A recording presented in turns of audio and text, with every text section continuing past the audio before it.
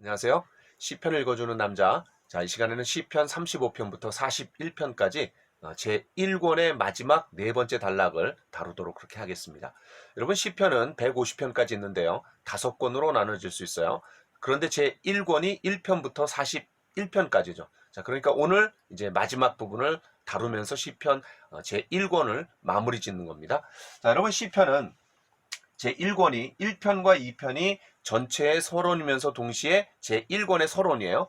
자, 그 다음에 네 부분으로 나눠질 수 있는데 3편부터 14편, 그리고 15편부터 24편, 그리고 25편부터 34편, 그리고 오늘 다루게 될 35편부터 41편까지 이렇게 네 단락으로 나눠지는데 제일 중요한 부분은 자, 두 번째 단락이라고 그랬어요. 그리고 19편이 굉장히 중요하다. 율법시다. 그런 내용을 좀 말씀드렸습니다. 자, 그러면 이제 네 번째 단락은 어떻게 구성이 되냐면 35편이 탄식시고요. 그 다음에 이제 36편과 37편이 그 탄식에 대한 응답으로서, 그러니까 믿고 기다려라, 이제 이런 내용이고요.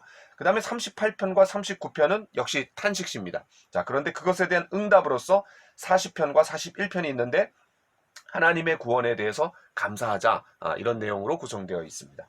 자, 35편 조금 긴데 여러분 읽어보시면 쉽게 이해가 되실 겁니다. 자, 원수에게서 실현당하는 자가 하나님의 공의에 대해서 호소하는 거죠. 자, 그럼 원수에게서 실현당하는 자, 이 원수가 어떤 사람이에요? 선을 악으로 갚고 또 거짓말을 모략하며 상대방의 약점을 이용하는 자죠. 자, 그런데 이제 하나님의 공의에 호소하는 겁니다. 시인은 그들이 병들었을 때에 기도하고 친구처럼 대해줬다라는 거예요. 13절과 14절에 나와 있는 거죠. 자, 그런 내용들 이제 35편이고요. 그 다음에 36편은 아까 말씀드렸던 것처럼 35편에 대한 응답이다. 자, 이렇게 보시면 좋을 것 같아요. 자, 1절부터 4절까지 이제 악인이 등장하죠. 이 악인은 하나님을 두려워하지 않아요. 그리고 스스로 자랑합니다. 심지어 뭐라 그러냐면 자기의 죄는 드러나지 않는다라고 착각하는 거죠. 그리고 입에서 나오는 말은 죄악과 속임이고 심지어 잠들 때조차도 악을 도모한다라는 거예요. 자, 이게 이제 악인입니다. 5절부터 9절까지는 그런 인간의 악함에서 어떻게 전환이 되냐면 하나님이 완전하시다. 그래서 인간에게서 하나님으로 이제 시야가 돌려지는 거죠. 자, 그 하나님 어떤 하나님이세요? 하나님이 인자하시고 또 주의 진실하심, 또 주의 심판, 이런 내용들이 이제 나옵니다. 자, 특별히 7절에서 주의 날개 그늘 아래 피하나이다. 8절에서 그들이 주의 집에 있는 살진 것으로 풍족할 것이라. 주께서 주의 복락의 강물을 마시게 하시리이다. 그러니까 생명 유지의 필수품인 그런 음식과 또 물을 이제 제공해 주시는 거죠. 자, 9절. 진실로 생명의 원천이 주께 있사오니 주의 빛 안에서 우리가 빛을 보리이다. 예, 10절부터 12절 시인의 간구가 나오는 거죠. 그런 하나님의 언약적 신실함에 이제 호소하면서 마무리를 짓고 있습니다. 자, 그다음에 이제 37편 지혜시라고 할 수 있는데요. 역시 35편에 대한 응답이라고 할 수 있습니다. 한마디로 이제 불평하지 말아라. 악인은 의인을 절대로 이기지 못한다. 이런 내용이 담겨져 있습니다.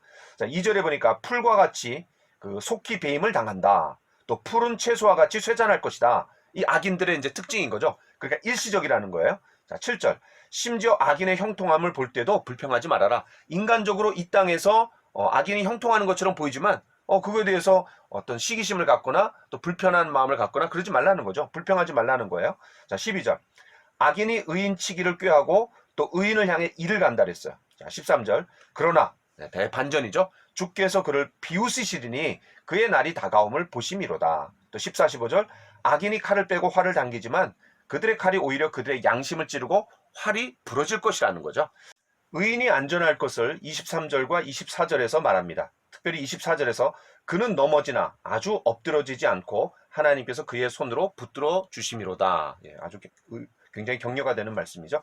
자, 이 37편에는 우리가 잘 아는 시편이 37편에 많이 수록되어 있는 것 같아요.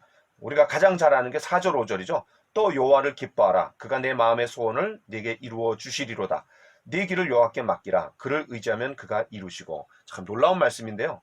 하나님께서 우리의 소원을 이루어 주셨기 때문에 기뻐하는 것이 아니라 그거와 상관없이 먼저 하나님을 기뻐하라는 거예요. 그렇게 될 때 내가 내 마음의 소원을 그가 내 마음의 소원을 내게 이루어 주시리로다. 굉장히 놀라운 그런 신앙이죠. 자, 그 다음에 11절. 그러나 온유한 자들은 땅을 차지하며. 자, 온유한 자는 땅을 기업으로 받을 것이요. 우리가 마태복음 5장에 그런 산상수훈의 말씀을 떠올릴 수 있는데요. 여러분, 이 시편 우리가 이제 개론을 할 때 시편 전체가 150편이 함께 모아진 때가 언제냐? 물론 쓰여지기 시작한 거는 이제 다윗 때부터지만 또 모세가 쓴 시도 들어가 있지만 이게 한 군데로 모아진 때가 언제냐면 포로로 잡혀갔다가 귀환한 공동체라 그랬어요. 그러니까 이 포로 후기에 시편이 이제 최종적으로 배열이 됐는데 그런 열국의 지배 속에 땅을 잃고 나그네로 살아가는 그런 독자들에게 얼마나 격려가 됐겠어요. 물론 이제 이 땅이 회복됐다라는 거, 땅을 얻게 된다라는 건 이제 종말론적인 그런 어떤 이상과 비전이지만은 그들에게 상당히 격려가 됐을 것 같아요. 자, 31절. 그의 마음에는 하나님의 법이 있으니 그의 걸음은 실족함이 없으리로다. 하나님 말씀을 따라갈 때 실족함이 없다라는 거죠. 39절. 의인들의 구원은 여호와로부터 오나니 그는 환난 때에 그들의 요새시로다. 또 40절. 여호와께서 그들을 도와 건지시되 악인들에게서 건져 구원하심은 그를 의지한 까닭이로다. 예, 이런 우리가 평소에 많이 들어봤던 그런 시편들이 이제 37편에 담겨져 있습니다. 자, 38편은 탄식시입니다. 죄로 인한 그런 질병의 고통에서 구원해달라고 하는 그런 요청이라고 할 수 있죠. 자, 3절과 4절을 보겠습니다. 죄로 인한 하나님의 진노로 이제 질병이 생기는 거예요. 죄로 인해서 질병이 생기는 경우가 있습니다. 자, 그래서 이제 육체적인 고립 가운데 살아가는 어떤 시인을 얘기하고 있죠. 특별히 2절에서 주의 화살이 나를 찌르고 주의 손이 나를 심히 누르시나이다. 그러니까 죄책감에 대한 부담감에 시달리고 있는 시인을 엿볼 수 있습니다. 자, 11절부터 12절에 사랑하는 자와 친구들이 거리를 유지하는 거죠. 자, 육체적으로 고립될 뿐만 아니라 또 정신적으로 죄책감에 시달릴 뿐만 아니라 이제 사회적으로 고립이 되는 겁니다. 그런 고난당하는 상황에서 이제 대적들이 조롱하고 음모를 꾸미고 있는 거죠. 자, 17절부터 18절, 특별히 18절에 보니까 내 죄악을 아뢰고 내 죄를 슬퍼함이니이다. 자, 이제 시인이 이제 회개하는 거죠. 그리고 죄를 가볍게 보아서는 안 된다라는 것을 우리가 이제 여기서 배울 수 있습니다. 자, 20절부터 21절에 보니까 하나님께 도움을 호소하면서 시를 마무리하고 있어요. 자, 그다음에 이제 39편은 역시 탄식시입니다. 죄로 인한 고통에서 구원을 요청하고 있어요. 자, 1절부터 3절에 보니까 말을 제어하려고 이제 노력하는 거죠. 내적인 싸움이에요. 그러니까 심지어 긍정적인 말조차도 조심하고 자제하는 그런 모습을 볼 수 있습니다. 자, 그 다음에 4절부터 6절에 보니까 불평보다는 자신의 삶이 얼마나 짧고 공허한지 깨닫게 해달라고 이제 간구하고 있습니다. 특별히 이 부분에서 헛되다라는 말이 이제 자주 등장해요. 5절에도 나오고요. 6절, 그 다음에 11절 세 번이나 나오는데 헛되니 모든 것이 헛되도다. 예, 전도서의 어떤 분위기가 좀 짙게 나타나는 것 같아요. 자, 특별히 4절에서 여호와여 나의 종말과 연한이 언제까지인지 알게 하사 내가 나의 연약함을 알게 하소서. 그래 고통이 너무나 큰 나머지 그런 자신이 이 땅에서 몇 날이나 더 살까 궁금해하면서 그런 인생의 연약함과 짧음을 이제 묵상하고 있는 거죠. 자, 그 다음에 7절. 자, 이 키버스입니다. 핵심적인 구절이죠. 주여 이제 내가 무엇을 바라리오? 나의 소망은 주께 있나이다. 이 땅에서 헛된 것뿐이기 때문에 오직 누구에게 소망을 두는 거예요? 예, 하나님께 소망을 두고 있는 거죠. 자, 12절. 이 세상이 본향이 아님을 깨닫고 울면서 부르짖는 거죠. 뭐라고 그래요? 나는 주와 함께 있는 나그네이며 나의 모든 조상들처럼 떠도나이다. 예, 이 땅이 본향이 아니라 나그네로서 그런 나그네로서의 삶을 여기 담고 있는 것 같아요. 자, 13절.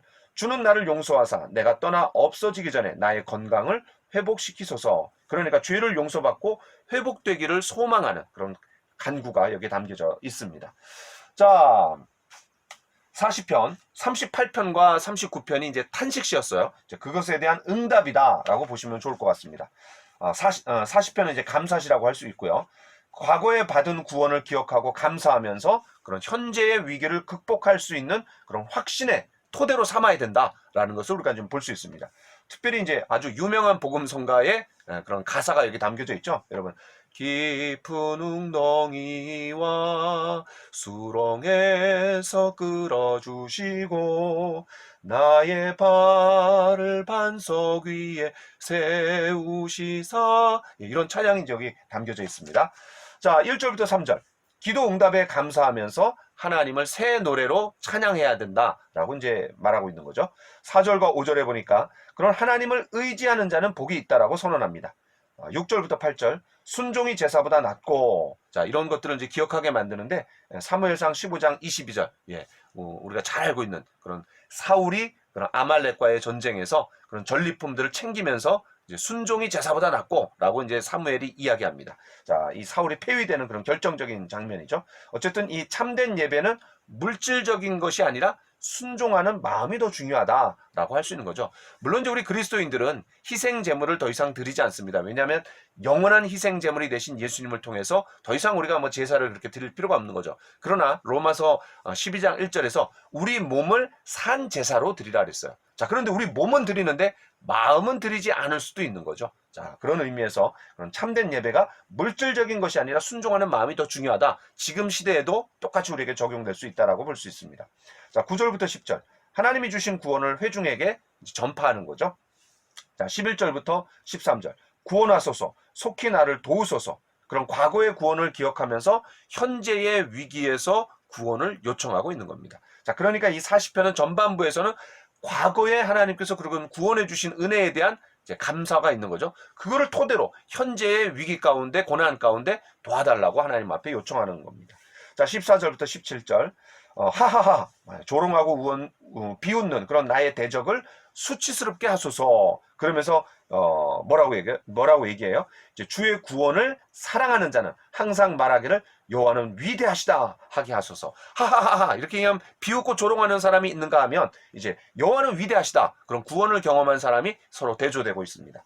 자, 특별히 이제 6절부터 8절에 보면 히브리서 10장 5절부터 7절에서 인용하고 있습니다. 자, 그러니까 한번 제가 읽어볼게요. 자, 6절부터 8절. 주께서 내 귀를 통하여 내게 들려주시기를 제사와 예물을 기뻐하지 아니하시며 번제와 속죄제를 요구하지 아니하신다 하신지라. 그때 내가 말하기를 내가 왔나이다. 나를 가르쳐 기록한 것이 두루마리 책에 있나이다. 나의 하나님이여 내가 주의 뜻 행하기를 즐기오니 주의 법이 나의 심중에 있나이다 하였나이다. 요 8절이 굉장히 중요하죠. 하나님 말씀, 율법에 기초를 둔 그런 삶이라는 것을 우리가 좀 볼 수 있습니다. 자, 요것을 히브리서에서 어떻게 인용하고 있는지 제가 한번 찾아서 한번 읽어보겠습니다. 히브리서 10장 6절, 5절부터입니다. 그러므로 주께서 세상에 임하실 때에 이르시되 하나님이 제사와 예물을 원하지 아니하시고 오직 나를 위하여 한 몸을 예비하셨도다. 번제와 속죄제는 기뻐하지 아니하시나니 이에 내가 말하기를 하나님이여 보시옵소서 두루마리 책이 나를 가리켜 기록된 것과 같이 하나님의 뜻을 행하러 왔나이다 하셨느니라. 자, 그래서 이 구약의 희생제물과 그리스도의 희생제물을 날카롭게 대조시키고 있는 것이 이제 히브리서 9장과 10장인데 거기서 이제 이 말씀을 인용하고 있는 거죠. 특별히 이 7절과 8절 그런 순종의 행위는 마지막 날에 이제 다윗이 아니라 누구를 통해서 성취가 되는 거예요? 예수님을 통해서 성취가 되는 거죠. 자, 그래서 예수님이 십자가를 지기까지 순종하신 그런 모습을 통해 갖고 자, 여기서 나의 하나님이여 내가 주의 뜻 행하기를 즐기오니 주의 법이 나의 심중에 있나이다. 그때 내가 말하기를 내가 왔나이다. 나를 가리켜 기록한 것이 두루마리 책에 있나이다. 이것을 누구에게 적용하고 있는 거예요? 예수님에게 적용하고 있는 거죠. 자, 41편 이제 마지막 시죠. 제1권의 마지막 시를 다루면서 그 다음에 제1권 뒷부분에서 마무리하도록 하겠습니다. 자, 41편은 38편과 39편이 탄식시로서 그것에 대한 응답이 40편과 41편이라고 말씀드렸습니다. 자, 감사시라고 할 수 있고요. 곤경에서 건짐을 받고 그런 친구들의 배신으로부터 보호받은 시인이 등장합니다. 자, 1절부터 3절까지 이제 교훈적인 내용이죠. 특별히 연약한 자를 보살피는 자에게 하나님의 복이 있다. 이렇게 얘기하는데 우리가 이제 마태복음 5장 7절 여러분 산상수훈에 긍휼히 여기는 자는 복이 있나니 그들이 긍휼히 여김을 받을 것이며 자, 이런 내용들이 우리가 떠오르죠. 자, 4절부터 10절까지는 이제 기도인데 탄식의 내용입니다. 특별히 4절에 보니까 나를 고치소서 아마 병들었던 것 같아요. 또 원수들과 신뢰하던 자들이 이제 자신을 배반하는 그런 경험을 하는 거죠. 특별히 1절과 대조됩니다. 왜냐하면 1절에서는 연약한 자를 보살피는 궁핍한 자를 돕는 자들이 등장했는데 여기에서는 이제 원수들과 신뢰하던 자들이 배반하는 거예요. 이 시인을 배반하는 내용이 나옵니다. 이 내용과 연관해서 뒷부분에서 조금 더 다루도록 하겠습니다. 자, 그 다음에 이제 나를 일으키소서 역시 병중에서 회복하게 해달라고 호소하는 거죠. 자, 11절과 12절 이제 감사합니다. 원수들에게서 구해주신 것에 대한 그런 감사예요. 그 다음에 13절 송영인데 여러분 개론 시간에 했던 말씀 기억나세요? 그런 제1권, 제2권, 제3권, 제4권, 제5권 이렇게 시편이 5권으로 구성되어 있는데 마지막에는 언제나 반복되는 똑같은 이 송영으로 마무리가 되고 있다. 그래서 여러분 그거 기억하시면 좋을 것 같습니다. 이런 송영만 보더라도 이게 5권으로 이렇게 나눠져 있구나 라는 것을 우리가 이제 그 배열된 거를 우리가 알 수 있는 거죠. 자, 이제 9절. 내가 신뢰하여 내 떡을 나눠 먹던 나의 가까운 친구도 나를 대적하며 그의 발꿈치를 들었나이다. 자, 여러분 이 말씀을 보면서 어떤 부분이 떠오르십니까? 예, 요한복음 13장 18절에 예수님이 마지막 만찬 거기에서 이제 가룟 유다의 배신을 염두에 두실 때 요 말씀을 이제 인용하시는 거예요. 그러니까 이 가룟 유다의 배신을 이제 이 말씀을 가지고 언급을 하는 거죠. 자, 그런데 이제 직접적으로는 내가 신뢰하여 내 떡을 나눠 먹던 나의 가까운 친구도 나를 대적하여 그의 발꿈치를 들었나이다. 자, 그래서 이제 그의 발꿈치를 들었나이다 라는 거는 배반하다, 속이다 라는 어떤 관용구라고 할 수 있습니다. 여러분 발꿈치를 잡으면서 나온 사람이 누구예요? 야곱이죠. 야곱이 이제 속이는 자 아닙니까? 자, 그래서 그의 발꿈치를 들었나이다, 배반하다, 속이다. 자, 그러면 나의 가까운 친구, 다윗의 인생에서 이런 경우에 해당되는 사람이 누굴까요? 예, 여러분 아히도벨이라고 기억나십니까? 그런 다윗의 친구이면서 다윗의 모사였는데 압살롬의 반역에 이제 가담하게 됩니다. 왜냐하면 이 밧세바가 이 아히도벨의 이제 손녀딸이었던 거예요. 그러니까 당연히 압살롬 쪽으로 이제 붙는 거죠. 자, 41편까지 이제 다 우리가 살펴봤고요. 자, 제 1권을 마무리하면서 4가지 사항을 좀 다시 한번 강조하고 싶습니다. 자, 여러분 그 시편 제1권은 제1편과 41편이 복, 그 다음에 즐거워하다라는 말로 이제 이렇게 괄호처럼 묶여 있다 그랬어요. 자, 그래서 이제 복 있는 자는 악인의 길에 다니지 아니하며, 이게 이제 시편 1편 1절이 이제 시작되는 내용인데 41편 1절과 2절이 가난한 자를 보살피는 자는 복이 있으며, 자, 그래서 복과 복으로, 히브리어는 아슈레라는 말인데 복과 복으로 이렇게 이제 묶여 있는 거예요. 그 다음에 즐거워하다. 여러분 시편 1편 2절에 오직 여호와의 율법을 즐거워하여 그의 율법을 주야로 묵상하는도다. 또 41편 11절에서 주께서 나를 기뻐하시는 줄을 내가 알았나이다. 자, 기뻐하다, 즐거워하다 이렇게 이제 묶여 있는 겁니다. 그래서 축복된 삶이 무엇이냐? 바로 하나님의 율법을 즐거워하는 것이 축복된 삶이다 라는 것을 이제 전체적으로 강조하고 있는 것이 시편 1편부터 41편까지 제1권의 내용이라고 할 수 있습니다. 자, 두 번째는 이 시편 1편은 하나님의 율법에 순종하는 자들이 고난을 당하지 않는다라고 하면서 이제 그들에게 내리는 복을 선언하는 거죠. 복 있는 자는 누구냐? 하나님의 율법을 즐거워하여 주야로 묵상하는 자로다, 이렇게 얘기하는 거죠. 자, 시편 41편은 그런 곤경에 처한 약한 자들에게 구원을 확신시킴으로써 또 그들에게 내리는 복을 이제 선언하고 있다라고 우리가 이제 볼 수 있습니다. 자, 세 번째는 이 제1권은 탄식시가 주를 이룹니다. 아까 말씀드렸던 것처럼 이 150편이 완성되는 그런 시기가 언제냐면 이제 포로 귀환 자들인데, 포로에서 귀환하긴 했지만 세계 열강의 지배 속에 있고 여전히 포로잖아요. 굉장히 음울하고 또 탄식할 수밖에 없는 그런 상황, 그들에게 이제 이런 탄식의 상황이 이제 주를 이룰 수밖에 없는 거예요. 자, 그래서 이제 제 1편에는 그런 탄식시가 주를 이루는데, 그래서 하나님께 도와달라는 기도 소리가 자주 등장하고 또 하나님이 구원자시다, 피난처가 되신다라는 내용들을 우리가 자주 확인할 수 있습니다. 그러니까 위기와 고통의 상황에서 그런 독자들을 구원자와 피난처가 되시는 하나님께로 인도하고 있는 거죠. 자, 마지막 이제 네 번째는 그러면 이 시편 그 제1권의 전체적인 어떤 핵심 메시지가 뭐냐? 굉장히 전략적으로 이렇게 배치가 되어 있다 그랬어요. 예를 들면 3편부터 14편까지 가운데 뭐가 있어요?